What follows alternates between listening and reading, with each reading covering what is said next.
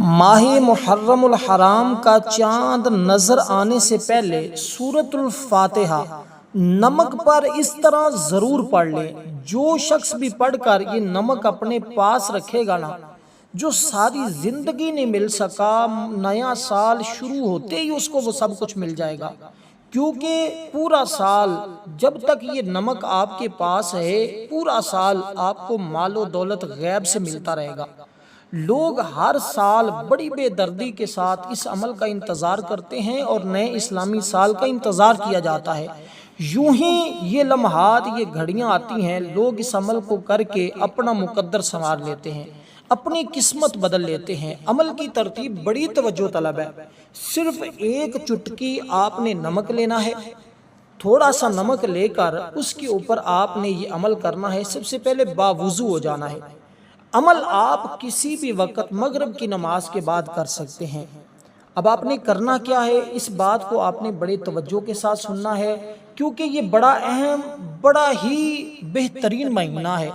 آج کی بات نہیں ہے، زمانہ جاہلیت کے اندر بھی اس مہینے کا ادب و احترام کیا جاتا تھا، کیونکہ یہ مہینہ وہ مہینہ ہے جس کی فضیلت احادیث مبارکہ میں بھی آئی ہے، اور حضور علیہ السلام کی ولادت باسعادت سے پہلے بھی اہل عرب اس مہینے کا ادب کرتے تھے۔ اس میں جنگیں نہیں لڑی جاتی تھی۔ اس مہینے میں اللہ تعالیٰ نے کیونکہ آدم علیہ السلام کی توبہ بھی قبول فرمائی ہے، اس مہینے کے ساتھ بڑے بڑے واقعات وابستہ ہیں۔ انسانی تاریخ کا مطالعہ کرتے ہوئے یہ بات روز روشن کی طرح عیاں ہو جاتی ہے کہ یہ عام مہینہ نہیں ہے۔ ہمارا مسلمانوں کا اسلامی سال کا جو پہلا مہینہ ہوتا ہے وہ محرم کا مہینہ ہے، آخری مہینہ ذوالحج کا مہینہ ہے۔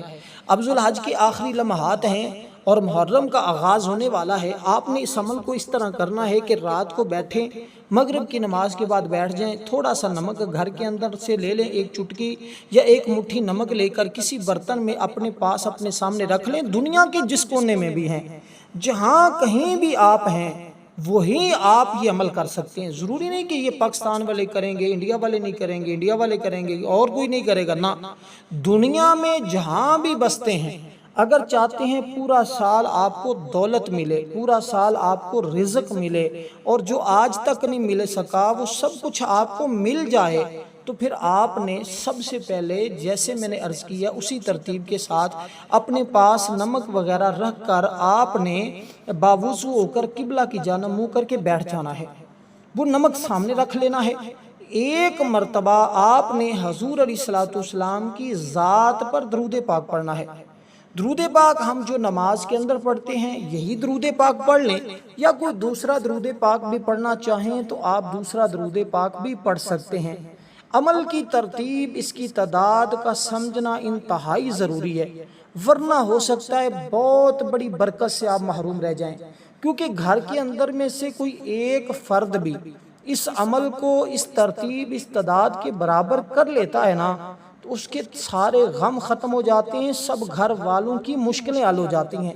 کیونکہ جس سورت کا میں آپ کو بتانے لگا ہوں، اس سورت کو فاتحۃ الکتاب بھی کہتے ہیں، ام القرآن بھی کہتے ہیں، سب المثانی بھی کہتے ہیں، کامل شفا بھی کہتے ہیں، مؤثر دعا بھی کہا جاتا ہے، بہترین دم بھی کہا جاتا ہے، خزانوں کامیابیوں کی کنجی بھی یہ صورت ہے، جسمانی طاقت، روحانی طاقت، ہر قسم کی محافظ ہے یہ صورت ہے، غموں کے سے نجات دلاتی ہے یہ صورت ہے، پریشانیوں سے جو ہے وہ خوشحالی، یعنی پریشانیوں سے یہ دور کرتی ہے، پریشانیاں ختم کرتی ہے، خدشات، مشکلات کے لیے یہ بہترین صورت ہے۔ اس لیے یہ تمام چیزیں جو شخص حاصل کرنا چاہتا ہے، اس سورۃ الفاتحہ کا مقام حقیقی سمجھ لے، کیونکہ سورۃ فاتحہ کے حقوق مکمل ادا کرے تو بیماریوں سے شفا مل جاتی ہے، پریشانیوں دکھوں کا مداوع ہو جاتا ہے، کیونکہ یہ سورت وہ ہے جس کو عرش کا خزانہ کہا گیا ہے، یہ وہ سورت ہے جس کو صحابہ کرام پڑھ کر دم کیا کرتے تھے، یہ سورت وہ ہے جو قرآن کی ماں جس کو کہا گیا ام القرآن کہا گیا ہے۔ یہ سورت کو آپ نے بسم اللہ الرحمن الرحیم کے ساتھ اس سورہ مبارکہ کو پڑھنا ہے۔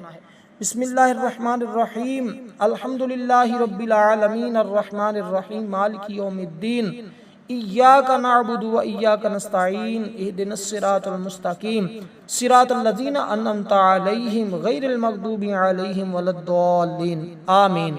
आखिर में लफ्ज़ आमीन को भी ज़रूर पढ़ना है, क्योंकि देखिए सहाबी रसूल बयान करते हैं, हज़रत अबू ज़ैद हजूर फरमाते हैं, आप फरमाते मैं हजूर के साथ एक मरतबा रात के वक़्त सफ़र कर रहा था, मदीना मुनव्वरा की एक गली से गुजर हुआ, अचानक एक घर से आवाज़ आई, एक सहाबी तहज्जुद की नमाज में सूरत फातिहा की तिलावत कर रहे हैं। उसे सुनकर रसूल पाक सल्लल्लाहु अलैहि वसल्लम ने फरमाया और ठहर गए, उसको सुना और फरमाया कि इसको ऐ सहाबी आप भी सुने। जब उस सहाबी ने सूरत को मुकम्मल कर लिया तो आका ने फरमाया माफिल कुरानी मिसलुहा, इस जैसी कोई और सूरत अल्लाह ने कुरान में नाज़िल नहीं फरमाई। ये नूर है, जो बंदा इसको पढ़ता है उसका सीना नूर होता है, उसकी औलाद में नूर मुंतकिल होता है। नूर क्या है? ये एक रोशनी है, उस बंदे की ज़िंदगी रोशन होती है, उसको मकाम मिलता है, दर्जात मिलते हैं।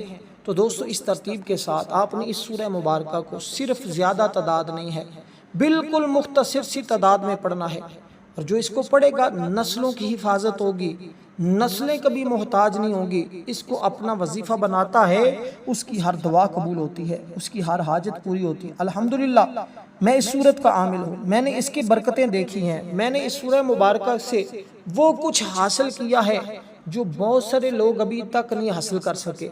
इसलिए इसमें रूहानी अमराज का इलाज मौजूद है। आपने इब्तदान इस सूरत को सिर्फ 3 बार पढ़ना है, उसके बाद और चीज़ें भी पढ़ेंगे।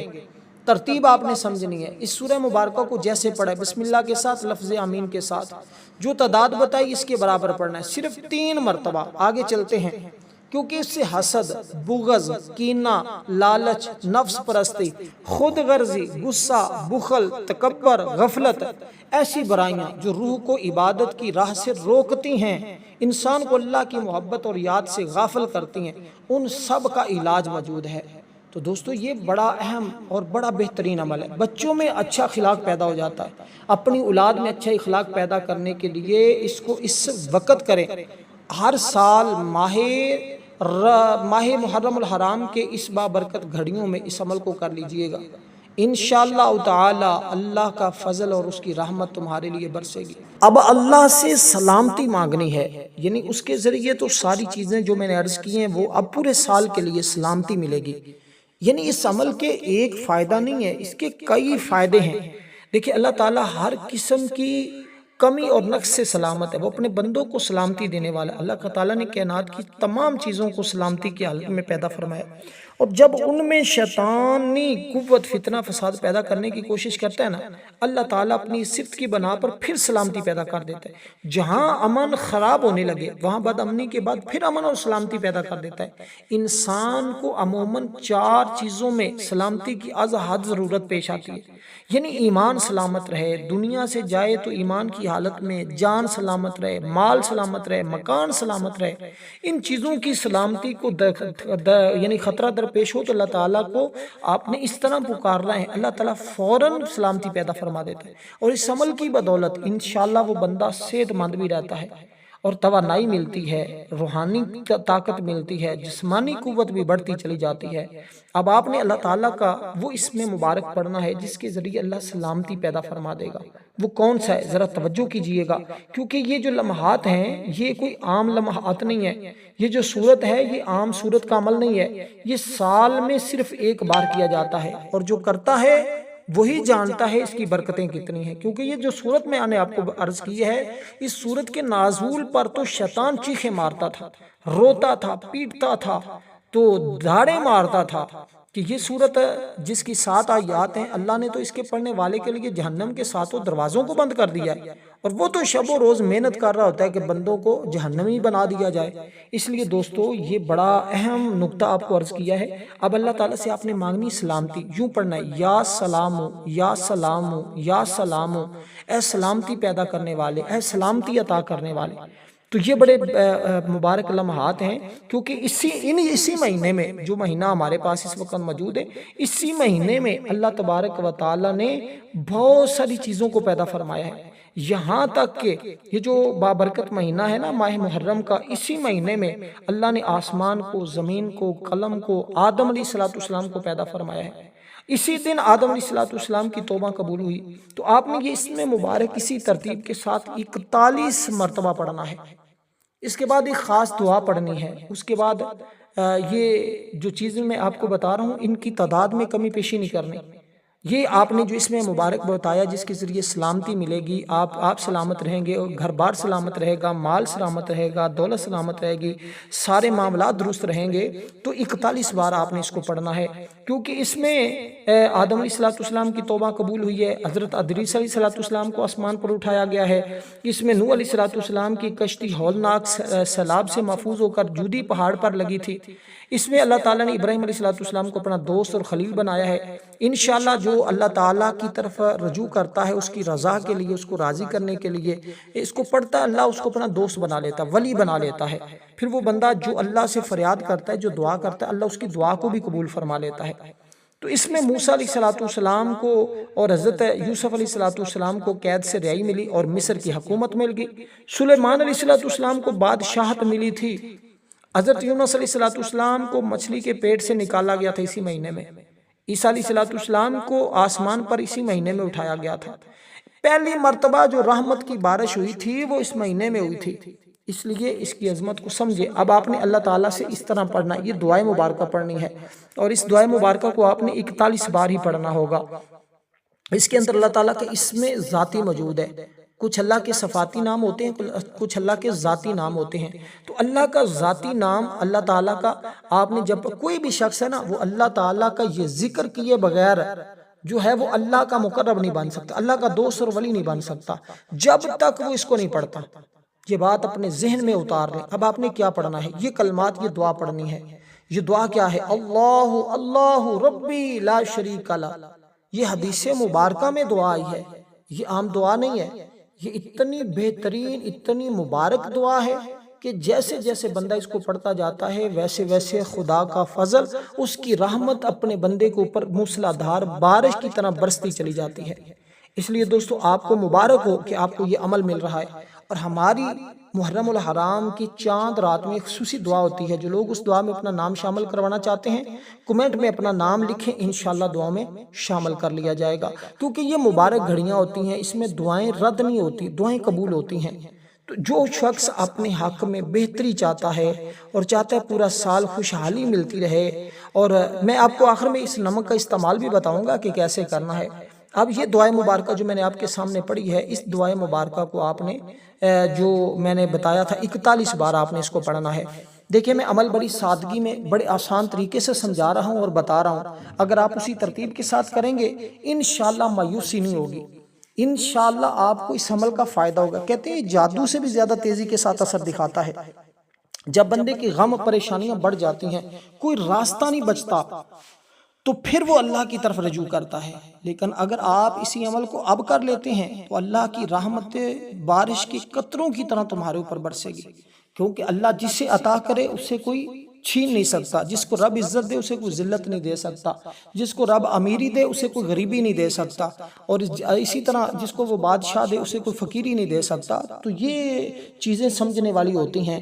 اب آپ نے اس ترتیب کے ساتھ دوستو، کیونکہ اس بابرکت مہینے کی برکتوں کا اندازہ نہیں ہم کر سکتے کہ کتنی اللہ نے اس کے اندر برکتیں رکھی ہیں، کتنی اس نے فضیلتیں اور رحمتیں رکھی ہیں، کیونکہ یہ اتنا بابرکت مہینہ ہے کہ اللہ تبارک و تعالیٰ نے اس مہینے کے ساتھ، کیونکہ اسلام کی آمد کے بعد بھی بعض اہم واقعات محرم الحرام کے مہینے میں ہوئے ہیں، جیسے کہ خانہ کعبہ پر غلاف چڑھایا جاتا تھا، بخاری شریف میں حدیث مبارکہ بھی ہے، اور پھر اس میں بڑی بڑی شہادتیں ہوئی ہیں۔ واقعہ کربلا، امام علی مقام کی شہادت، شہداء کربلا جو ہے وہ کتنے تن شہید، 72 تن شہید ہوئے ہیں۔ اور کہتے ہیں رمضان کے بعد، جس کے بارے میں حضور نے فرمایا جس مہینے کی سب سے فضیلت ہے اور جس کو اللہ تعالیٰ کا مہینہ بھی بعض لوگوں نے قرار دیا ہے، فضیلت اتنی ہے کہ اللہ تعالیٰ اس کو مبارک مہینہ بنایا ہے، تو وہ کہتے ہیں اس میں ایک روزہ رکھنے کا ثواب ایک مہینے کے روزے رکھنے کے برابر ہے، بعض نے اس سے بھی زیادہ کا تذکرہ کیا ہے۔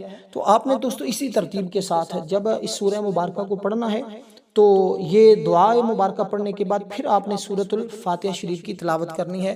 اس کو پھر دوبارہ آپ نے اسی ترتیب کے ساتھ پڑھنا ہے جیسے ہم نے شروع میں پڑھا تھا۔ تعداد آپ کو میں بتا دیتا ہوں کہ آپ نے جیسے پڑھا نا شروع میں اس سورہ مبارکہ کو بسم اللہ کے ساتھ اور آمین کے ساتھ، کیونکہ جو لفظ آمین ہے اس کے اندر 4 حرف ہیں۔ جو بندہ پڑھتا ہے اللہ 4 فرشتے اس کے لیے مقرر کر دیتا ہے جو اس کے لیے دعا کرتے ہیں۔ تو جب فرشتے دعا کریں تو اللہ ان کی دعا کو رد نہیں فرماتا، کیونکہ وہ گناہوں سے معصوم ہوتے ہیں۔ ہماری دعائیں تو ہمارے گناہوں کی وجہ سے روک لی جاتی ہیں، تو فرشتوں کی دعائیں تو اللہ کی بارگاہ میں قبول ہوتی ہیں۔ اسی طرح آپ نے اس ترتیب کے ساتھ دوستو اب پھر سورۃ الفاتحہ شریف کو آپ نے صرف 3 بار پڑھنا، اس کے بعد 1 مرتبہ درود پاک پڑھ کر اس نمک کے اوپر دم کر لینا ہے۔ اس نمک کو اپنے گھر میں کسی محفوظ جگہ پر رکھ دیں، یا اس نمک کو پانی کے اندر ڈال کر کوئی بیمار ہے تو اس کو پلا دیں، اللہ شفا عطا فرما دے گا۔ تو اس ترتیب کے ساتھ عمل کریں، انشاءاللہ بے پناہ فائدہ ہوگا۔ والسلام ورحمۃ اللہ۔